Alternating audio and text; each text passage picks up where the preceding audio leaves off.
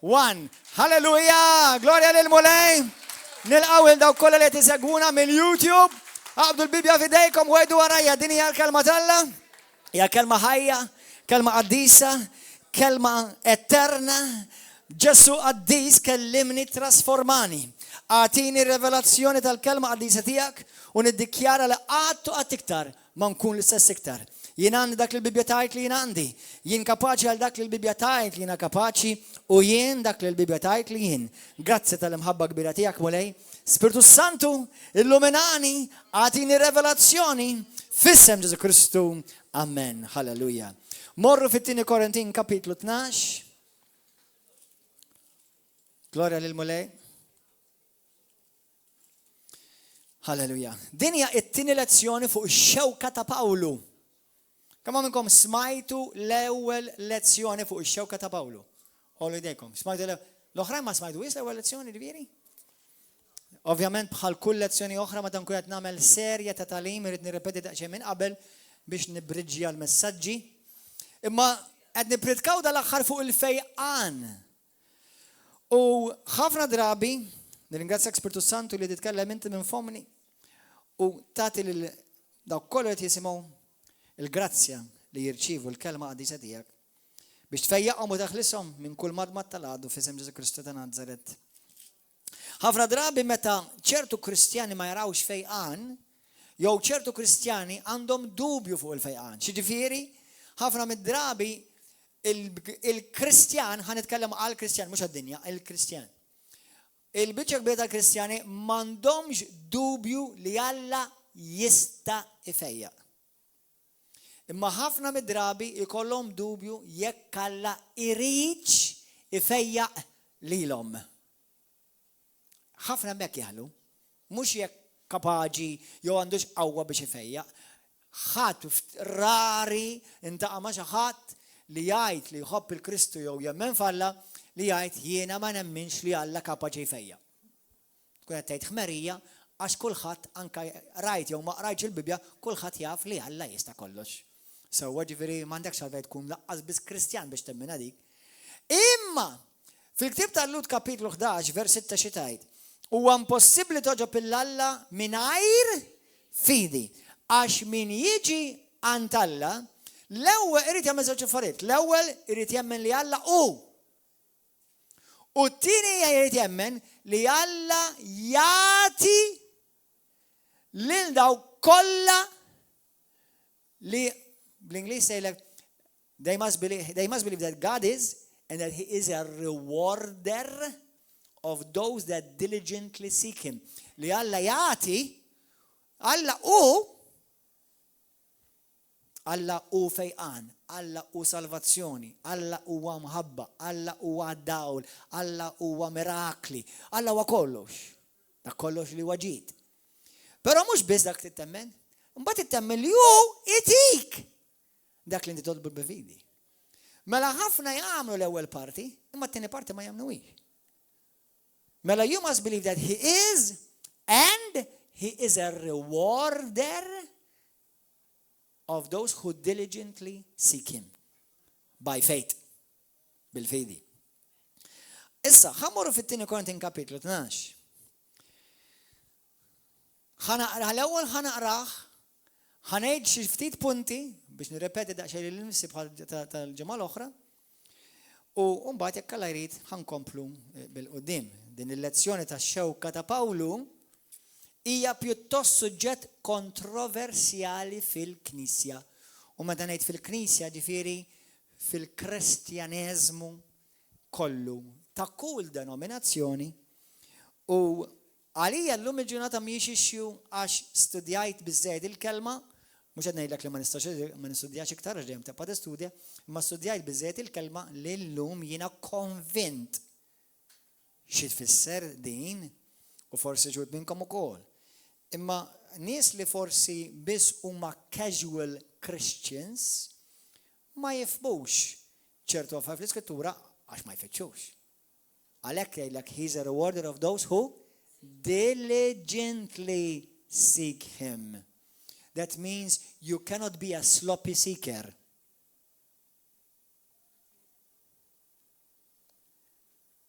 Inti meta dawk li jmorru jfittxu d-deb. They're not just seeking. Jara ma rajt xejn. Ta' mort infittex imma ma rajt xejn. Ma ġejja. Kemm iridu jqalbu trapp u ħmieġ biex jaqbdu jsibu xi djamanta jew xi biċċa deb. Hekk tisser. Jekk inti tfittex verament b'qalbek kollha Alla jwedek li jirrispondik u juri lilu nnifsu u jirrevela lilu nnifsu lejk. Imma għax inti when you're seeking, you're showing that you're serious, li inti turi li inti vera serju u li inti tixtieq issir ta' fil-verità. Ħafna ma jsibux il-verità għax ma jfittxuhiex. Infatti li huma jagħmlu lilhom infushom li quddiem Alla qed jgħidu jien m'iniex denju li nsir naf il-verità. Għax mhux qed infittex għall-verità. U Kristu qal, il-verità jfittex isiba min? Ifittexha. Il-verità ma tiġix għal kulħadd. Johanna jgħidha daqsxejn differenti. Il-verità ma jirċivijiex kulħadd. Il-verità titfittixha b'qalbek bil-ġuħ u bil-aċċa l-mule. Mbagħad issiba. U tiskopri dak li għandu Alla lik. Vers wieħed tat-2 Korintin kapitlu 12. Ikolli niftaħar tassew li xejn mu se jiswieli. Imma niġu għal viżjonijiet u revelazzjonijiet tal-mulej, naf wieħed jemmen fi Kristu li 14 sena ilu kien meħud sat-tielet sema. Sat-tielet sema fuq l-iskrittura biss ukoll turi li hemm iktar minn sema waħda. Bl-Ingliż jgħidlek the third heaven. Jekk mhux fil-ġisem jew mingħajr il-ġisem, jien ma nafx. Jew nkella nippreferi ngħid minix konxju jekk hux fil-ġisem jew kont barra minn dan il-ġisem. Dan Alla biss jafu u naf li dan il-bniedem kien meħud fil-ġenna. In paradise, bl-Ingliż, fil-ġenna. Għax jekk hux fil-ġisem jew mingħajr il-ġisem, ma nafx, jiġifieri Pawlu qed jgħid, taf x'qed jgħid? Qed jgħid l-esperjenza tant kienet reali li laqqas nista' ngħidilkom jekk kontx fil-dan il-ġisem jew biss fl-ispirtu, tant kienet reali li laqqas naf id-differenza. Dak li qed jgħid. Ħankomplu. U sama jingħad ħwejjeġ li ma jitfissrux bil-kliem u li ebda bniedem ma jista' jgħidhom. B'dan, imma ta' ġifieri ma jistax jgħidhom, mhumiex kliem li tgħidhom minn natural, mill-ħsieb natural, mill-erf natural. Ġifieri bil-forsi tgħidhom jekk kun imqanqal mill-Ispirtu bħalma jgħid fl-ewwel Korintin kapitlu 2 jgħidlek aħna nxandru kliem li ma ġiex mill-bniedem imma ġie mill-Ispirtu. Mela, b'dan niftaħar jien imma bija nnifsi ma niftaħarx. Ħlif dak li judajjef fija. Nitbellaħ għax inkun qed ngħid is-sewwa imma nżomm ruħi lura. Biex ma jkunx hemm min jaħseb li jien xi ħaġa aktar minn dak li jilmaħ fija jew minn dak li jismani ngħid. U li ma mmurx nintefaħ bija nnifsi u minħabba fil-kobor tar-revelazzjonijiet tqedet li xewka f'ġismi. Messaġġiera tax-xitan biex toqgħod tniggiżni ħalli ma nintefaħx. Fuq hekk 3 darbiet tlabt lill-mulej biex jew din tidbiet minni. Iżda hu weġibni biżżejjed għalik il-grazzja tiegħi. Għax il-qawwa tiegħi tidher fl-aqwa tagħha fejn hemm id-dajjef. Għalhekk niftaħar minn qalbi l-aktar bid-debbulezzi tiegħi biex il-qawwa ta' Kristu tagħmmar fija. Mela, bil-qalb kollha nitaxxa bid-debbulezzi tiegħi, bit-tajjir, bil-aks, bil-persekuzzjonijiet, bid-dwejjaq minħabba Kristu. Għax meta nkun dajjef, nkun qawwi. Ħasasikom mistoqsija, il-ġimgħa l-oħra tilkom frażi u di tinsawix. Pawlu kien ludi. Pawlu kellu mentalità ludija. Pawlu kiteb bejwet u ieħor madwar 3/4 tat-Testament il-ġdid. Pawlu kellu revelazzjonijiet u kellu relazzjoni intima ħafna mal-mulej. Fejn fl-iskrittura naraw frażijiet simili ta' x'qal Pawlu? Fejn naraw fl-iskrittura frażijiet simili ta' x'qal Pawlu? Hemm x'imkien fil-Bibja fejn jissemmew xewka. Hemm x'imkien? Hemm, fejn? Suppost intom għamiltu l-kors ta' Krajza jgħila, suppost tafu. Infatti, tidnejdilkom xi ħaġa powerful. Zommu s-si. Il-kelma torn in the flesh, torn in the side, xewka fil-ġemp, jew xewka f'għajnejja, jew xewka f'ġismi. Din il-frażi bej wieħed u ieħor fit-Testament il-qadim biss hija msemmija aktar minn 40 darba. Ħanerġgħu lura, nerġa' naqa' lura, kulħadd iħares lejja hawnhekk, xejruli. Alleluja. Malajr. Pawlu kien ludi. Dak li jiena u inti llum insejħulu t-Testament il-ġdid kien għadu essaċ sa ċertu punt ma jeżistix għal-raġuni il-kodba li Pawlu kien jirreferi għal-jom ma kinux Ġwanni, Mattew, jew Luqa, jew Mark, jew Atti tal-Apostli, kienu dejjem il-kodba tat-Testament tal-Qadim. Li għalihom huma l-unika kodba li kellhom f'idejhom dakinhar. Qed tifhmu? Mela il-frażi xewka fil-ġemb, xewka f'ġismi, xewka f'għajnejja, torn in the flesh, spine in my side.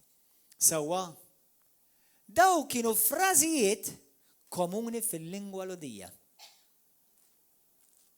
U ħanaraw bosta minnhom il-qudiem. Ħantikom għal dawk kollha, kemm hawn minnkom ġieli smajtu min jippriedka li Pawlu kellu marda, qed jirreferi għal marda. Kemm hawn minnkom ġieli smajtu għadi? Tnej biss? Qatt ma smajtu nies jgħidu Pawlu kien marit. Kieku verament il-mulej jrid ifejjaq dejjem mela għaliex ma fejqux il-mardu Pawlu mill-marda li kellu. X'marda hi? Fejn smajt marda tissemma hemmhekk? Sa fejn fien fil-Bibja marda dejjem tissejjaħ marda. Qatt ma tissejjaħ xewka. Però madwar 40 darba l-kelma xewka in your side, a thorn in your side, a spine in your side, a thorn in your eyes. Fil-Bibja tissemma madwar 40 darba dejjem ovvjament fit-Testament tal-Qadim u għad darba ma tirreferi għal mart. Laqqas darba. Lanqas darba. Ku tgħid xi forsi tgħid nofshom mart u nofshom xi ħaġa oħra. Laqqas darba qatt ma tirreferi għal marda. U dat ngħidu għal raġuni, ftakar li aħna qed nitkellmu fuq il-fejqan divin dal-aħħar, qed ngħidu dan għax inti u jien imsejħin biex ingawdu mill-Vanġelu sħiħ ta' Ġesu Kristu. U l-moment li inti jkollok dubju wieħed li b'xi mod li Alla lidek ma jridekx ifejqek, mela inti ma tistax tirċivi mill-mulej. Għax l-Iskrittura tgħidlek li biex tirċivi mill-mulej inti tkun konvint dak tfisser fidi. Li Alla jridek infejjaq. Inti tista' tkun konvint li insalvat jekk inti minti żgur li Alla jrid isalvak. Amen. Kemm inta aman sara ġin inta għajdu ma xi ħadd jgħidlek inti tixtieq issalva min jaf Alla jafek u ġin salva. Jien taf kemm inta qgħid magħhom. Sakemm jiena ma kontx Kristjan, anke ma kontx naf li Alla nista' nkun naf li jiena salvat jew le. Kemm minnkom salvati? Xaru każ għalikom. How dare you say that? Min taħseb li intom? u li dalla. Għaliex għandkom din il-konfidenza li intom salvati? Għaliex? Għax ħassejta, tħass xi ħaġa hekk? ħaxejt xi ġurdin jiġri jew xi kokroċ tiela mżaqagħ. Le, għax rajt xwedek u inti jamminta. Imma għaliex ħafna meta jiġu għal-fejqan jużaw kejl differenti. Meta jiġu għal-ħelsin jużaw kejl differenti. Meta jiġu għal xi deliverance jew barkiet prosperità jużaw kejl differenti. Le ara jridek is-salva l-bolej ma min iżgur ta' kirid nix infejjaq. Bħalma jiena ċert, u ħafna minnkom ċerti, u daw kollha li tafu l-kelma tal-Alla u għandkom relazzjoni ma' Kristi mwildi mill-ġdid, intom ċerti li intom salvati, mhux għax intom tajbin, jew għax intom Maltin, jew għax intom Awċin, jew għax intom tar-River of Love, għax hemm miktub fil-kelma tal-Alla, pereżempju l-ewwel Ġwanni 5 vers 11, dawn vers 13, daw ġew miktuba lilkom. Kull min jemmen fl-iben waħdini tal-Alla u fl-isem waħdini tal-Ibn Alla, dan ġew miktub lilkom biex tkunu tafu li jintom għandkom il-ħajja ta' dejjem. Meta rajta dik l-iskrittura, meta jena kont anta amorux mata reliġjużi f'ħajti, kont imrobbi ma' reliġjużi f'ħajti, u kont imur kważi quddis kull jum b'kull rispett. Sewwa, kont għamilt ruxmata snin niġri mal-qassisi. U meta ġieli saqsejthom jekk nistax issalva, ħadd ma jaf alla biss jaf nistax issalva. Bis-serjetà ta' tgħidilkom. Issa dal-aħħar ma dom xejdu hekk għax qed isegwu ħabbejtek, jafu li jistgħu jsalvaw. Amen. Grazzi mulej, li l-mulej jrid isalva lilhom ukoll. Amen. Imma bis-serjetà jekk sejt 10 reliġjużi mexxejja, l-ebda wieħed minnhom ma qal li tista' tkun salvat. Ħiet ittaħdem prova, mbagħad forsi tgħaddi sal-purgatorju, nagħmlulek il-quddisat, make sure li tħallina xi ħaġa minn qabel, ħa noqogħdu nħallsu l-quddis qabel. Dak huwa reliġjon. Però reliġjonijiet kollha l-istess.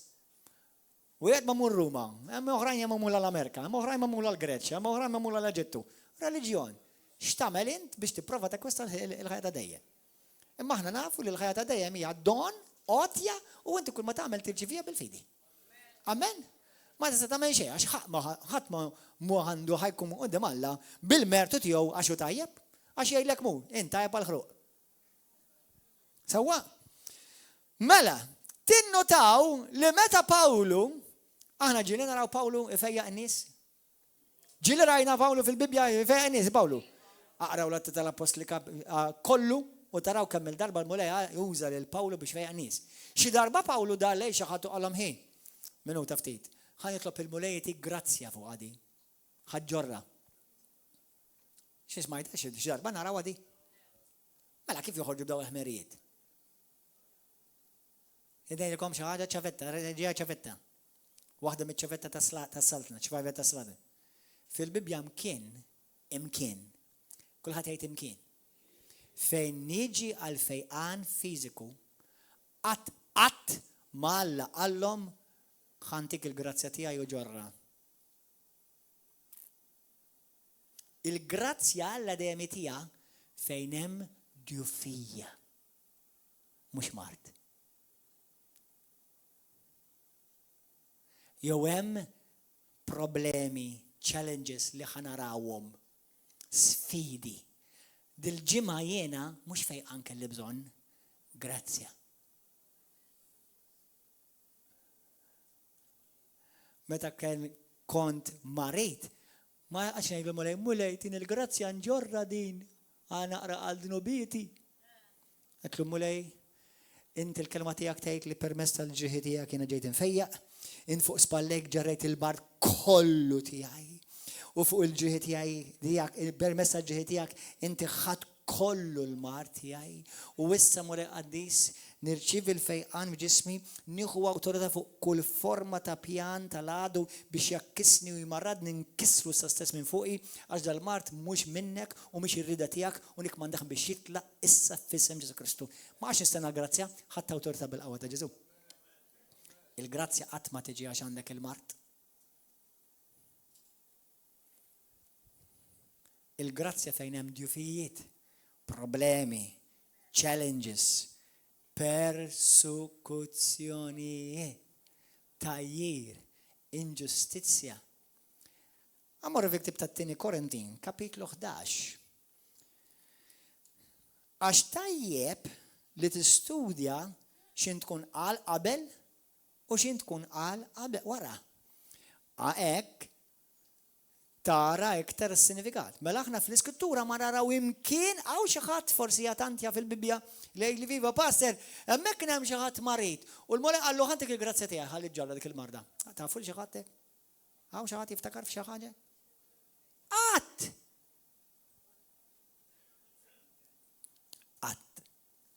Mela where there is sickness, it's not grace you need healing. But when there is something else, ma fejn hemm affarijiet oħra, x'għandek bżonn? Fit-tieni Korintin kapitlu 11. Il-kuntest ta' dan il-kapitlu, Pawlu qed iżur il-Knisja ta' Korintu għat-tieni darba għandek hawnhux, Brother Chris, kien-tieni jew tielet darba dik kienet. U hija, mhux l-ewwel darba żgur, għandu jkun it-tieni darba, le jew it-tielet darba. Insomma, waħda minn dak id-drabi. U kienet isaħħaħ il-Knisja li hu stess beda, għax Pawlu beda ħafna knejjes.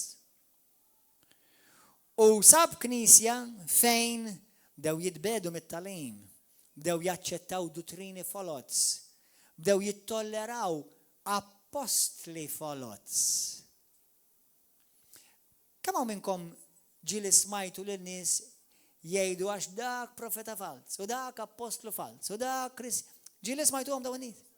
Tidnejlek kif talqilhom ħalqhom. Idhom importatorin il-ġenwin, please.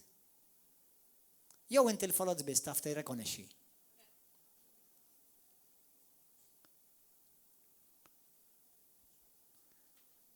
Bil-fors, la inti bravu tara fil-folots, mela issa kun bravu warin il-ġenwin li mu. Pija fals int. Għax il-Kristu fals għajruħ. Lill-apostli talla folots għajruħu. Lill-profeti talla folots għajruħu. Nemmen li hemm folots, żgur li hemm. Imma meta jkun hemm il-fals fil-Bibja dejjem tara l-ġenwin ħdejh. Kapix aħwan? Xi meta xi ħadd jgħidlek għax dak fals u dak mhux fals. U l-ġenwin min huwa allura? Dak li jgħid li Alla ma jfejjax jew jibatlek xi marda? Dak il-ġenwin? U dak li ma Vangelu għax għadni ma qrajtix taf il-Vangelu di. Qed tifhmu aħwan? U għal dawk li qogħdu jgħajru fuq ċertu mexxejja Kristjani qogħdu jgħidulhom folots, l-iktar folots li jidhru fil-Bibja huma fost in-naġ ta' lil-pub. Ġesu qallek issibhom libsin ta' naġ, mhux libsin ta' rajja, ftakru għadi. Il-profeti folots Ġesu qallek fejn issibhom. Ħafna mid-drabi il-profeti folots ma jkunux. Anka Pawlu fl-Iskrittura, anka fl-Atti, anka f'Pietru. Jgħidulhom ma jgħidulhomx pereżempju il-profeti jew l-allema folots kienu fuq il-pulptu kienu mal-mexxejja, ilu kienu foskom. Fl-esperjenza ta' River of Love, 12 sena ministeru minn mindu bdejna din il-komunità u River of Love, nies li provaw jagħmlu l-ħsara rari ġew minn hawn. Ħafna drabi minn hemm ġew. Fejn poġġien.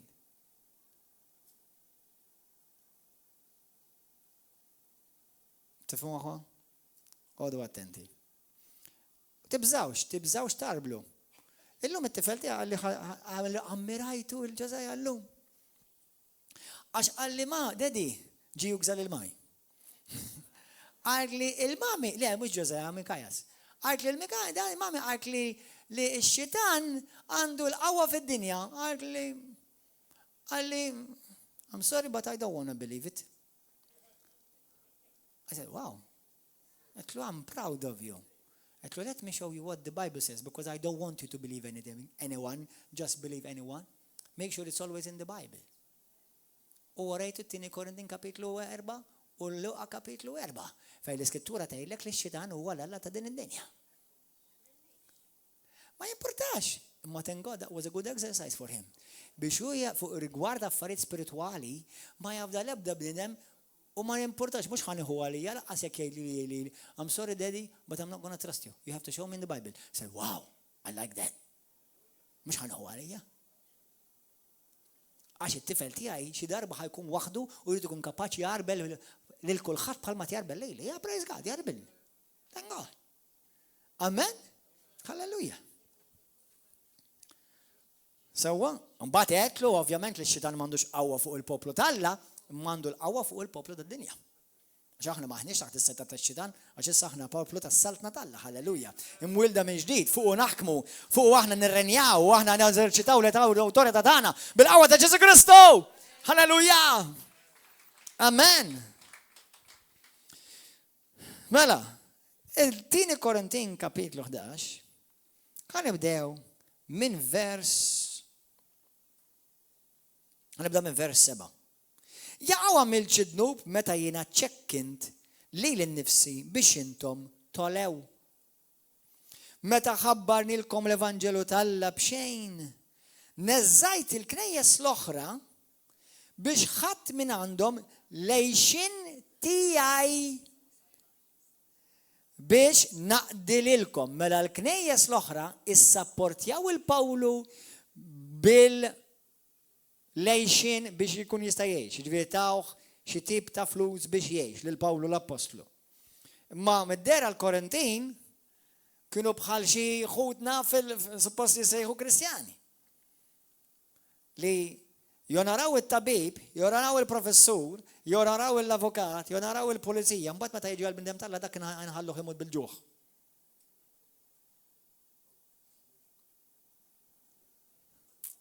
Il-professuri tad-dinja dawk ħallihom, dawk jieħdu pagi għolin. Imma l-bniem Alla dak ħallih bil-qanċiċ, ħalli bil-kemm jgħix, ħalli għad dejjem jistragilja jew jistragiljaw imsiki.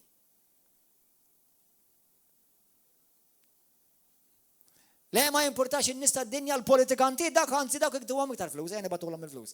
Għax dawk tgħix kemm qed jagħmlu xogħol sewi, ara in-nies Alla li jeħilsulek ruħek mill-infern. Jitolbu għalik meta inti tajjarhom. Ma joħdukx il-qorti bħal bniedem tad-dinja. Ma jagħmlukx, ma jipprofawx jagħmlulek vendikazzjoni, le dawk qoqtolhom bil-ġuħ. Anzi ħallihom jittalbu.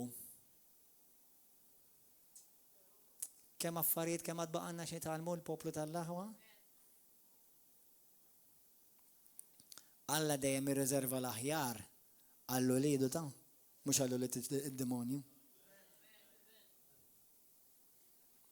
Naf li m'għandux ikun hemm abbużi, imma huwa mill-Knisja bħalma tgħid Pawlu hawn lill-Knisja. Li l-Knisja għandha tifhem li n-nies Alla għandhom jiġu onorati jekk qed jexandru l-Vanġelu qed jagħmlu xogħolhom fil-flalqa tal-mulej. Amen. Halleluja. Immaġina inti pastors, mhux ħansemmi li nifsi, li jagħmlu counseling, marriage counseling. Li xi kultant anke jċemplu li pastor ma taf xi postu, anke ta' realtor ikolli nagħmilha. Xi kultant iċemplu li anke isma' għandi li l-kelb ma jiflaħx fejn ħanieħdu, anke bħala aġent tal-annimali kollha nagħmel. Li jaħsbuni li nagħmilha ta' kollox. U naf li mhux jinbiss, naf li l-maġġorità kbira tal-pastors jgħaddu minnhom dawn l-affarijiet. Sewwa, min kollox jagħmluni lili. Tal-bliħ. Veterinarju, counselor, tabib, avukat, pulizija, pastor, għajdlu xi ħaġa lir-raġel għax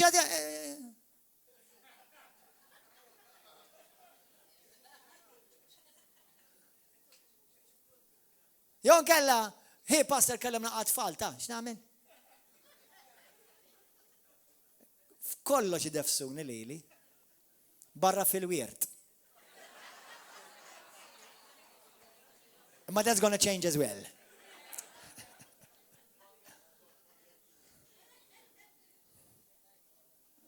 Bis-serjetà ngħidilkom ta' għawan. Mela, neżżajt il-knejjes l-oħra billi ħadd minn għandhom l-għajxin tiegħi biex naqdi lilkom u ħanejdilkom xi ħaġa. Naf tgħid li dik tajjeb li qed tgħidu inti wara kollox il-passer. Il-bniedem professjonali jaħdem mis-7 sal-5. il-bnidem pastor minn xinu sa xinu mor jorqod. Il-bnidem talla. U meta jekk jgħid jorqod jaqbelu jit fit-telefon, għax ma jorqodx veru. Ma importax ta' għax minnu talla jaf li qed jagħmel l-affarijiet għal-Alla, imma l-Knisja trid titgħallem ukoll. Amen? Hello! Hello! Għadkom maħattu, ħajn nitkellem iktar fuq għadi minn dera. Iktar ma taqbdu għamal inqas ngħid fuq, mela. U meta ġejt għandkom u ġejt fil-bżonn ma dejjaqt lil ħadd għal ħtiġijiet tiegħi ħasbu fuq li ħasbu l-aħwa li ġew mill-Maċedonja. F'kollox ġibt ruħi b'mod li ma nkunx ta' pis għalikom u hekk nibqa' nġib ruħi fuq il-verità ta' Kristu li hemm fija. Din ir-raġuni għal ftaħir tiegħi ma jaħodili ħadd fl-inħawi tal-Akajja. Għaliex? Għax ma nħobbkomx. Alla jaf li jien nħobbkom. Dak li qed nagħmel nibqa' nagħmlu sabiex naqta l-okkażjoni lil dawk li qegħdin ifittxu okkażjoni biex f'dak li huma jiftaħru bih ninstabu bħalma aħna. Dar inħobb ngħidha di. Intom nistalla żaħwa ħanilkom xi ħaġa. Tiddejqux tħallsu meta jkun hemm konferenza, anke hija Kristjana. Issa jekk xi ħadd tibirikkom u jrid iħallas għalikom, għidlu thank you. Però dejjem ħallas għall-konferenza inti. Tgħid għax jiena Kristjan tagħmel ma nħallas. Le, għax inti Kristjan ħallas aktar. Ħalli ma tagħtix okkażjoni li xi ħadd tgħid da basta jgħidlu Kristjan imbagħad daħal b'xejn. U jiena dik l-okkażjoni nneħħija. Ftit ilu kellna konferenza u min qed kienet jagħti tickets jiena rrid inħallasha dwar kollox kull ma kienet 2 euro 10 euros biss. Qedlhom irrid inħallasha ħalli ma jkun hemm xi ħadd jiġi jgħidli għax inti mela x'in passament ma tħallas ma jinserta li ġrad vera. And I loved to present my ticket. Mela dħalt ħdej kien hemm il-kju ta' nies għal din il-konferenza. Kunċert kien. U għajtu li għaxon il-pastor ejjew il-pastor sejjew għajtlu kien hemm waħda bħanxira daqsix. Mwara diħ, għallu laqqas ħallas għettela senjura, għan. Għettela qoda tenda ta' ġilx, għettela ħallast. Ta' farrex ħallastu? Biex kun hemm nies bħalek nagħlaqhom ħalqhom. Swiet li 10 euros biex nagħlaqha għali. Imma kienet werti, ħanejlek. Bis-serjetà ngħidilkom, għax in-nies min kollox jipprovaw jaqilgħu biex iħammġuk u inti tagħtihom x'okkażjoni. Full stop. Ara ħanejlek. Jiena fuq jgħidu kemm irid u min jgħid tiqafx, kompli jgħid. Thank you. Napprezza ħafna minn qalbi. Għadek laqqas kemm tberikni. Però intu qgħod attent għax qed tħaffer ħofra l-ġudizzju kbar tiegħek. Però ħanejlek. Min jgħid mhux li jgħidu għax bil-Bibja tgħid li ħajjgħidu kontra tiegħek u dik hija l-persekuzzjoni, ħajjgħidu. L-importanti qgħod attent li jgħidu li ma jkunx vera. That's all. Għalhekk inti dejjem jekk inti ta' integrità ivverifika. Isma' din vera ġrat, di vera ntqalet. Jew di vera hekk għamlu, jew dak veru hekk għamel. Ivverifika. Ħalli ma tkunx pappagall tirrepeti bla doċ il-ħmiex ta' ħadd ieħor għax tispiċċa kontabbli fil-ġudizzju quddiem Alla. Amen. Hallelujah. Thank you Jesus. Ħankomplu. Mela, dak li qed nagħmel nibqa' nagħmlu sabiex naqta l-okkażjoni lil dawk li qegħdin ifittxu okkażjoni biex f'dak li huma jiftaħru bih jinstabu bħal maħna. Dawk l-apostli folots ħaddiema għarriqa ibidlu lilhom infushom f'apostli ta' Kristu. Mhux ġaġeb għax Satana stess jinbidel f'anġlu tad-dawl. Mhijiex ħaġa kbira mela jekk il-qaddejja tiegħu jinbidlulek bħalli kieku l-qaddejja tal-ġustizzja iżda tmiemhom ikun skont emilhom. nerġa' ngħidilkom ħadd m'għandu jaħseb li jien xi jiblaħ. Jekk le, ma jkun ġara xejn li todduni bħala wieħed iblaħ sabiex inkun nista' niftaħar xi ftit. Pawlu hawnhekk ħajibda jgħid x'għamel hu, x'akkwista hu, kemm ħadem għall-Vanġelu, ma jixtieqx ta' joqgħod jgħid hekk. Ma jixtieqx joqgħod jiftaħar xejn x'inhu jagħmel. Imma ġabuh f'sitwazzjoni il-Korintin li minħabba l-paroli fil-vojt ta' xi wħud minnhom li għadu jeżisti f'bosta Kristjani, kellu jispiċċa joqgħod jiddefendi lilu nnifsu u jagħmilha ta' blaħ li ddejjaq jagħmel imma l-verità kienet jgħid. Isimgħuha. Li ma ngħid li se ngħid issa mhux kont il-mulej, iżda bħalli kieku f'ġenn brasi mimlija li niftaħar. Ħa nagħmilha naqa' ta' blaħ qallhom, ħudu paċenzja biex dak li ħanet nispiċċa qisna nisema' qisni wieħed miġnun. Ġifieri mhux fin-natura tiegħu mhux soltu li Pawlu jitkellem hekk żgur. Jekk ħafna jiftaħru ta' bnedmin, ħa niftaħar jien. Mela ħa nistgħu niftaħru bħala Kristjani. Għalhekk qalilhom ħa nagħmilha ta' wieħed miġnun ta' wieħed qisni blaħ.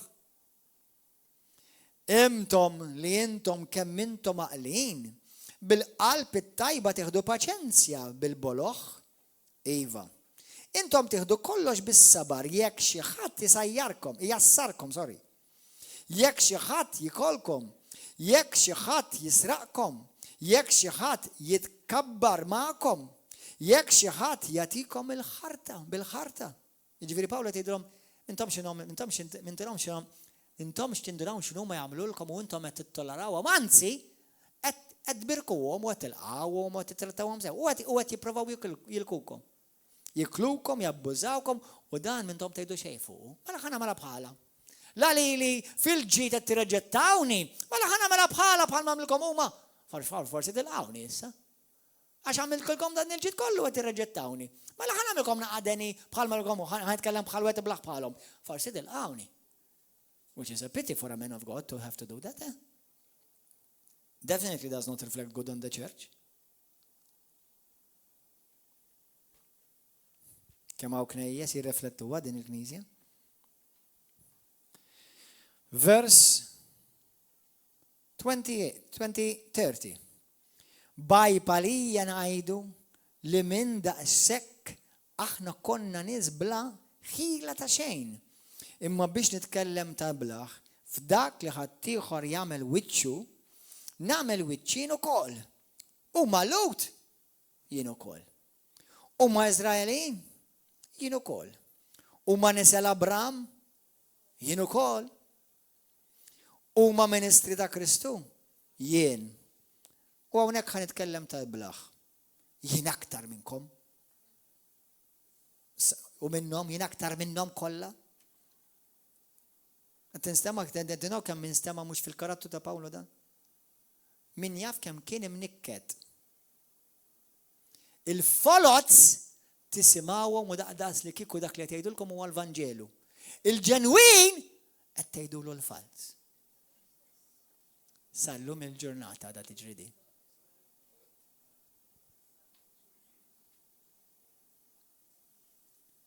Dawk li abbużawkom, ħallewkom fl-ignoranza, abbużaw bikom, immanipulawkom u kontrol. Dawk qed tgħidulhom nies tal-Alla, dawk apostli.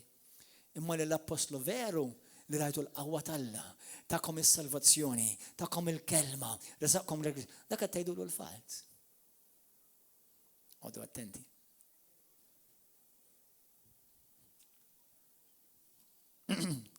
Pawlu hekk qed jgħid. ħafna aktar minnhom fit-taħbir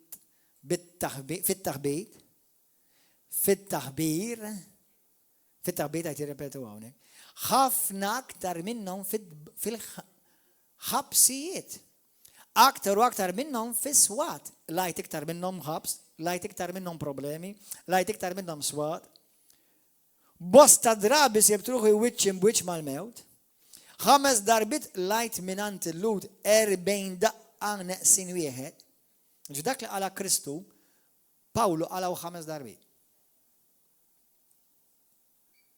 Mux tab xejeżżas id-dinja dan ir-raġel da.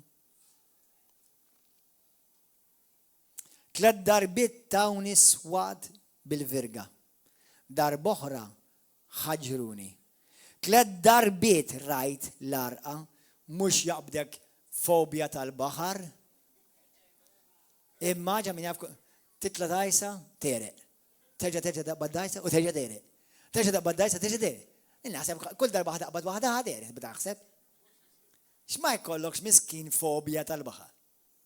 Xejdu la fobja tal-baħar? Mus sisik naħsebi. Kull darba miskin. 3 darbit rajt l-arqa, għaddejt lejlu u jum f'nofs ta' baħar, għamilt safar blat, sibt ruħi f'perikli ta' xmajjar, perikli mill-ħallelin, perikli minn nis ta' ġensi minn poplu tiegħi stess, perikli mill-pagani, perikli fl-ibliet, perikli fil-desert, perikli fil-baħar, perikli mill-aħwa qarriqa. Għalkom aħwa, għad naħseb fuq post li rajd xi ġimilu. Taf kemm hawn pastors they give up?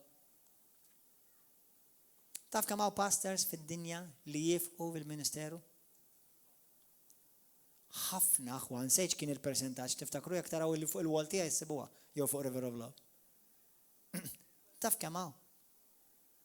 Għax, ara l-falz veru jeżisti, imma sfortunatament għandek nis li huma vera ġenwina tal-Alla u qed jaħdmu għal mulej. U nemmen li hemm ħafna iktar ġenwina mill-folots. Imma l-fals li iktar lieder. Nemmen ħaw aktar nistalla ġenwina milli hawn il-folots. Periklu minn nies ta' ġensi, periklu mill-pagani, periklu mill-ibliet, periklu fid-deżert, periklu fil-baħar, periklu mill-aħwa qarriqa. Dik klar. Għax barranin jattakkak tifhimha, imma meta ħuk jattakkak. Ħanilkom xi ħaġa, taf x'inhi l-iktar ħaġa li weġġatni din il-ġimgħa? Ara li għajruni nista' d-dinja laqqas weġġatni naqra. Taf l-iktar weġġani? Meta rajt post tal-ħdura li qed jagħmlu kontra tiegħi ta' xi ħadd li suppost hija Kristjana. Taf li minn dawk il-mijiet kollha dik l-iktar waħda li weġġatni? Li ma nemminx li hija Kristjana, hija lupu. Imma ħafna jaħsbu li hija Kristjana. Dik tweġġek. Mhux id-dinja mhux ovvja, mhux għalinna Ġesu li ħajkun għall-persekuzzjoni. Imma mill-aħwa qed tgħid praise the Lord imbagħad tmur tattakka lil ħuk. Jew l-oħtak aħna mhux qed nitkellmu fuq tagħlim ħażin u tindirizza t-tagħlim ħażin, qed ngħidu tattakka persuna li int qed tattakka b'ismu. U qed ħamġu u hekk jogħġbok bil-gideb.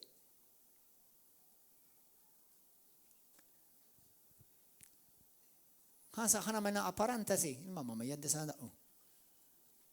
Kemm taħseb li hawn Kristjani salvati vera? Kemm? Hawn xi ħadd jieħu ħien. ċertu nies li kellhom viżjonijiet tal-infern jgħidu madwar 2-3% tal-Kristjani ħajsalvaw. Ġifieri ħankellmek ċaru u tont, timlix għajnek li inti qiegħed hawn inti ħassalva żgur. Mek xulli qalbek verament hija sew quddiem il-mulej. Imma ħanejdlek bl-awtorità tal-kelma ta' Kristus, sa mhux bil-dawk li jaraw il-viżjonijiet. Jekk River of Love, illum hawn jekk hawnhekk hawn 300 ruħ, pereżempju, taf kemm Ġesu jgħidilkom li huma tiegħu vera? 8 minn kull 100. Ħanaqtaħħa dritt, 30 minnkom biss salvati. Jalla dawk il-100 kollha qegħdin River of Love, ħalli jalla. Imma min fejn ġibda dik il-percentage pastor? Miż-żerrija mill-parabola taż-żerrija u tal-bidwi. 100 ġew miżruha, l-ewwel 25 xejn. It-tieni 25 xejn, it-tielet 25 xejn u r-raba' 25 kull ma kull ma daw minnhom 100% lil-mulej kienu bejn 7, 7.5, 7.5 jew 8. Għax Bibja tgħidlek xi wħud 30, xi wħud 60 imma salvati xorta. Mela jekk nkunu iktar ġenerużi minn 125.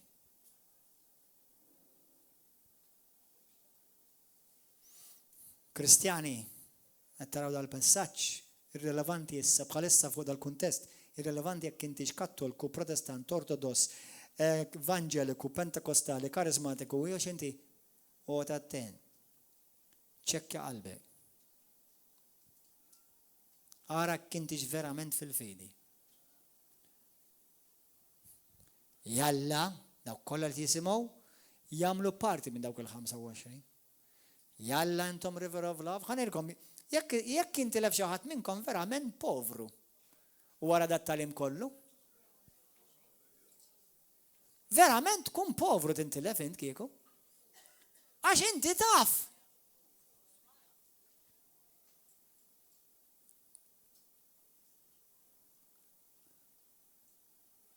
Aħwa, please, ħodu ħsibu li konfuskom. Imxi fil-mħabba, imxi fil-maħfra, imxi fil-vidi. Jekk taħseb li spirituali, li d-dajjef mux tattakkaħ, ejnu.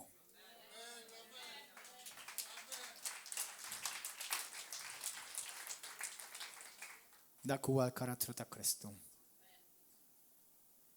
Amen. ħan ispiċċa malajr dan il-messaġġ. ħan komplu. Tuħdu pjaċir. Fuq il-fejqan, fuq ix-xewka ta' Pawlu. Però mhix ta' Pawlu, ta' kull wieħed minna. Vers 27. Taħbit u xogħol jibes, kemm il-darba kelli ngħaddi sarit bl-arqat, bil-ġuħ u bil-aċċ, kemm il-darba kelli ngħaddi bis-sawm fil-ksieħ u fil-era u biex ma nsemmix ħwejjeġ oħra. Dak li ħafna ġej u sejjer tan-nies ta' kuljum għandi. U ma kellux joffiċċju bil-air condition da Pawlu. Jilqa' n-nies ġavija.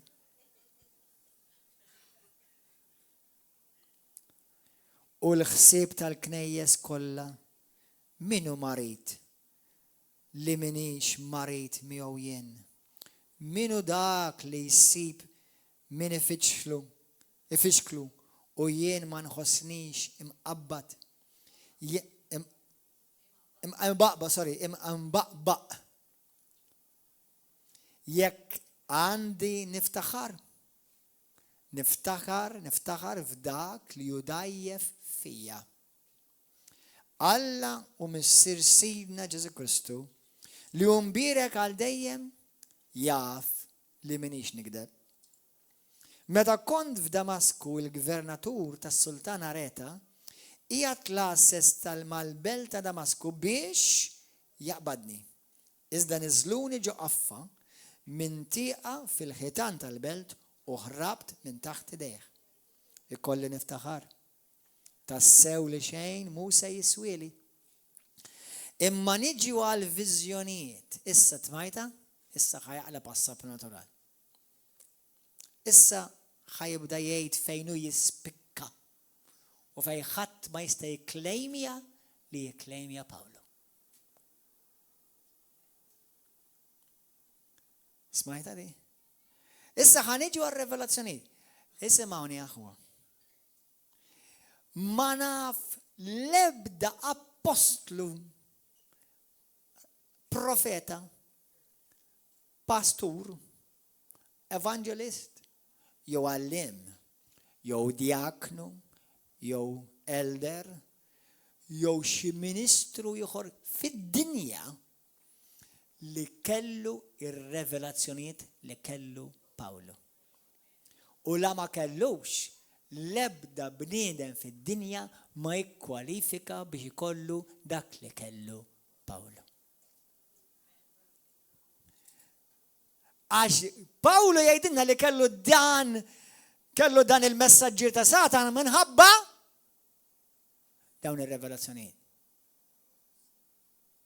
Biex meta tismaw xi Kristjan, jew xi ministru, jew xi pastor, u jgħidlek għax qed imbagħti, Għax il-mulej batli xewka.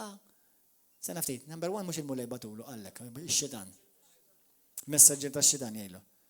U ġi, minħabba l-abbondanza ta' revelazzjoniet. Int kellek abbondanza ta' revelazzjoniet? Le, mela int ma tikkwalifikax. That's it. Mela meta xi ħadd jgħidlek għax jiena qed niġi persekwitat bħal Pawlu. U għax jiena ġi moti messaġġier tax-xitan u kelli jiena xewka ġo fija u l-mulej tlabtu x'qed tlabtu. Ma għadek qed toħlom qalbi tiegħi. Inti kellek xi revelazzjonijiet? Inti mort il-ġenna rajt il-Kristu? Inti kellek dak kellu Pawlu? Le, mela qalbi inti ma tikkwalifikax. Għax Pawlu kellu dik il-persekuzzjoni, kellu dak l-oppressjoni, kellu dak il-messaġġir ta' Satana minħabba dawk l-revelazzjonijiet. Kapisċa ħwa? Which means now, daw kolla li jgħidu jiena xina tnaddi minnek minħabba ma toċċa għalik. Find something else for an excuse. If you want help, I'll help you now. Repent and believe God.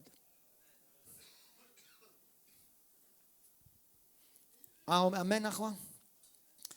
Halleluja. Ħankomplu nitkellmu fuq di. Qed tuħdu pjaċir? Din hija sensiela ta' tagħlim u kif qed tisimgħuni ser bil-qalb għax fiha ħafna xtobot. Għax jiena u inti meta nitolbu lil mulej għal fejqan ma jrid ikollok laqqas xaq ta' dubju lil fejqan u għarrida ta' Alla għalik. Amen. Għajn baxu rasna. Wex. Għajn nitolbu għahwa. Grazzi mulej. Gloria li l-ek Ġesu. Jekk inti għataw il-lum għattej li pastor, jina nixieq nagħti ħajti lil Ġesu l-lum. Nixieq nindem minn din ubieti. U nixieq nibda ħajja ġdida fi Kristu. Nixieq nkun żgur li jiena verament salvat. Jekk dal-persuna inti l-mulet jagħtik ċans biex tindem, qed jagħtik ċans biex ħajtek iddur lejn Kristu. U x-xitan qed idur madwarek biex itelfek is-salvazzjoni. Imma jekk inti tkun kapaċi tumilja lilek innifsek u taraf li inti għandek bżonn Salvatur. U li mingħajr Kristu ser tintilef. Imma tintilef għax jekk trid int. Għax Kristu jrid isalvak u preparalek salvazzjoni. Tintilef jekk trid int. Li jekk tmur l-infern, ara ma tmur laqqas qatt fl-infern. Iddur lejn Alla u tgħidlu għaliex qiegħataw? Għax għall-eternità ħajkun qed jidwi f'widnejk dal-kliem ta' Gordon John Manchet. Int qiegħed l-infern għax int kont tobot il-Alla u kont tobot il-verità. U l-gburija għametek. Għalhekk Ġesu jgħidlek jekk tidħol fis-sala ta' smewiet, tiġi għandi bħal tfajjel ċkejken. Umli. Għal-dawk li intom lesti tamlu hekk. Għal-dawk li taraw dal-messaġġ fuq il-YouTube. Jekk inti verament tixtieq tagħti ħajtek il-Kristu llum molli jdejk fejn inti. Għaw xi ħadd jixtieq jagħti ħajtek il-mulej. Olli jdejk. Għall-ewwel darba bla nistħija għaw xi ħadd illejla. Tgħidli passa nixtieq nagħti ħajti lil Ġesu lejla, għaw xi ħadd illejla u olli jdejk. Anyone? Toqgħodx tistħi? Itolbu dit-talba mija issa stess. Mr. Qaddis, grazzi tal-imħabba kbira tiegħek. Grazzi tal-ibnek Ġesu.